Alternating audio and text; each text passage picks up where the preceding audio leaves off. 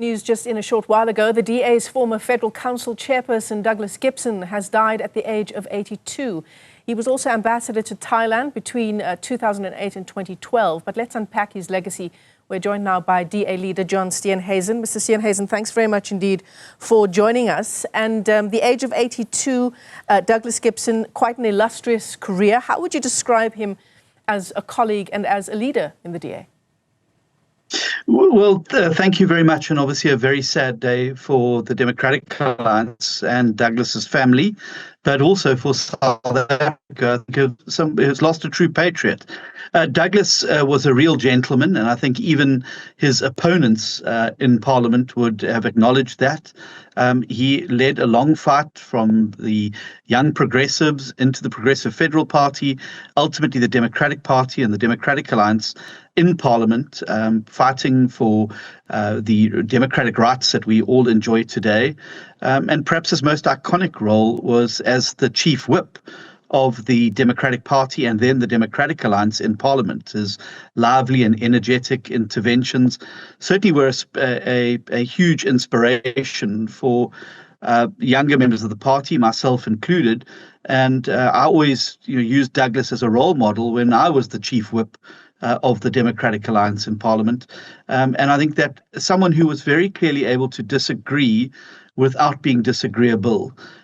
His service as well as an ambassador to Thailand yielded in a much improved trade relationship between the two countries. So a huge loss to the country. And although at 82, Douglas was actively involved still in selection panels, in mentoring others in the party. And his sudden death has come as a major shock to all of us, Michelle, and we're obviously an incredibly sad day for us today. Yeah, and our condolences to the party and to his family as well. In what ways, Mr. Steenhuisen, would you say Douglas Gibson shaped or perhaps influenced the policies of the DA? Well, obviously, he was a long-time chairperson of the Federal Council, which, as you know, is an incredibly important position within our party and would have steered policy.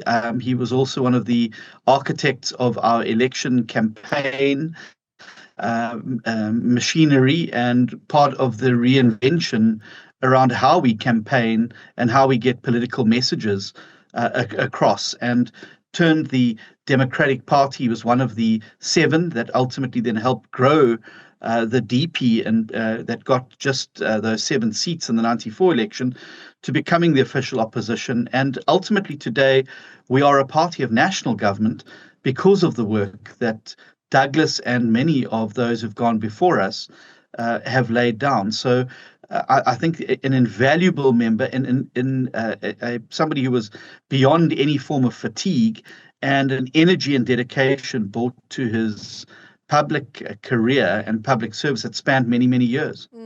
Obviously, he's got such a long-standing career as someone who began his political journey back in 1970.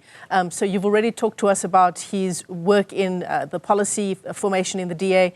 But tell us about his work in public policy, and perhaps also just as a parting shot about his experience as an ambassador, his diplomatic efforts in Southeast Asia. Yeah. So, I mean, Douglas very, very clearly was also very involved in the CODESA negotiations as well, as part of the DP infrastructure going into CODESA, and played a very, very big role in terms of some of the constitutional issues that today provide the protections for us as citizens against authoritarianism and against majoritarianism. And so that legacy does live on there. His time as an ambassador was incredibly well regarded.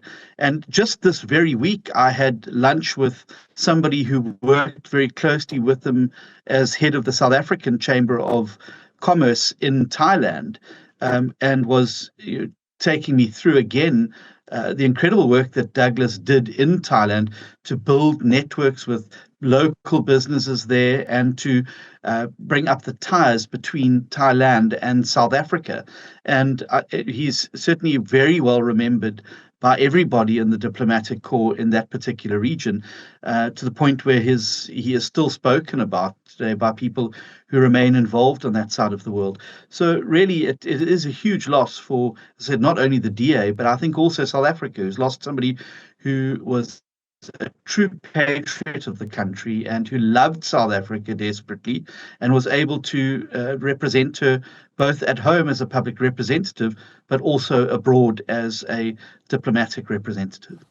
Certainly. DA leader John Steenhuisen, thanks very much indeed for joining us. The DA's former Federal Council chairperson, Douglas Gibson, having died at the age of 82.